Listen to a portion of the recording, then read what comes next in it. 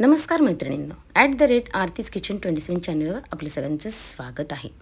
एकदम भन्नाट असं अगदी साऊथ इंडियन जेव्हा आपण विकत घेतो तेव्हा जसं सांबर लागतं ना, तसं सांबर आज माझं बनवून रेडी झालं होतं. आणि ते सुद्धा लसूण किंवा कांद्याचा वापर अजिबात केलेला नाही. आणि खूप सोपी पद्धत आहे. कुकर एकदा लावला आणि त्याच्यावर तडका दिला की आपलं सांबर रेडी होऊन जाते. काही गोष्टी असतात छोट्या छोट्या, त्याच्यामुळे आपलं सांबर त्या लोकांसारखं होत नाही. तर चला आपण छानपैकी रेसिपी पाहूया, म्हणजे तुमचंसुद्धा सांबर अजिबात बिघडणार नाही. तर आता सामान घेताना मी काय केलेले, 1 वाटी भरून मुगाची डाळ घेतलेली आहे. तीच वाटी भरून मी ही मसुराची डाळ घेतली आहे. आणि तुरीची डाळ मात्र आपल्याला 2 वाटे घ्यायची आहे. प्रमाण अगदी सोपं आहे. या डाळीपासून बनणारं सांबर साधारण 15 लोकांना व्यवस्थित पुरेल. तर आता आपण डाळ स्वच्छ धुवून घेतली आणि त्याच्यामध्ये साधारण पाव किलो मी दुधी भोपळा टाकलेला आहे आणि 2 शेंगा मी चिरून टाकलेल्या आहेत. त्याबरोबर असे छोटे छोटे मी 5 टोमॅटो चिरून टाकलेले आहेत. टोमॅटो एवढेच लागणार आहेत. टोमॅटोमुळं सांबर वेगळं बनते. तर आता त्याच्यामध्ये साधारण मी 2 ग्लास गरम पाणी ओतलेलं आहे. आता बेसिक मसाल्यांमध्ये त्याच्यात हळद टाकली 1 चमचा, जिरे टाकले 1 चमचा आणि लाल तिखट साधारण मी इथं 2 चमचे टाकलेले आहेत. त्याचबरोबर थोडंसं तेल टाकून घेतलेलं आहे आणि पाव चमचा साधारण हिंग टाकलेले आहे.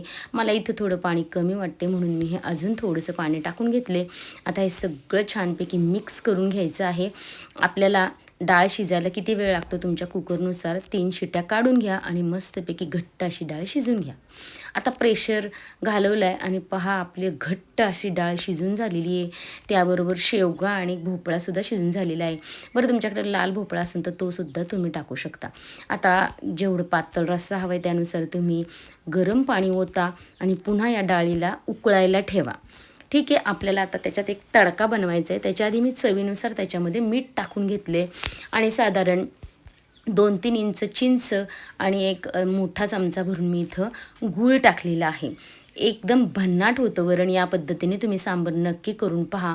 आता एक तडका पॅन घेतले, त्याच्यामध्ये बऱ्यापैकी तेल टाकलेलं आहे 2-3 चमचे आणि मोहरी टाकून घेतलेली 1 ते 1.5 चमचा. जिरंसुद्धा मी इथं अर्धा चमचा टाकून घेतलेला आहे आणि इथं बेडगी मिरच्या टाकून घ्या. त्या दिसायलाही छान दिसत आणि चवीतसुद्धा थोडा फरक पडतो. आणि भरपूर सारा कढीपत्ता घेतलेला आहे. तर तो कढीपत्तासुद्धा टाकून घ्या आणि थोडंसं हिंग टाका. आपण पहिलंसुद्धा टाकलं होतं. आता हे पहा डाळीलासुद्धा इकडे छान उकळी आलेली आहे. आता फोडणी देताना मी कुठल्या पद्धतीने देते पहा तुम्ही. आता तडका टाकल्यावर लगेच त्याच्यात एक अर्धा मिनटं किंवा काही सेकंद तुम्ही तसंच झाकण लावून ठेवायचे. ही पद्धत आहे ना अगदी खूप म्हणजे याच्यामुळंच खरं तर त्याचा तडका छान बसला जातो. तेव्हा ही पद्धत नक्की फॉलो करा. शेवटी भरपूर सारी कोथिंबीर टाका आणि एक उकळी येऊ द्या की आपलं सांबर लगेच रेडी होतं. कशी वाटली रेसिपी आवडली तर लाईक, शेअर, सबस्क्राईब नक्की करा. धन्यवाद.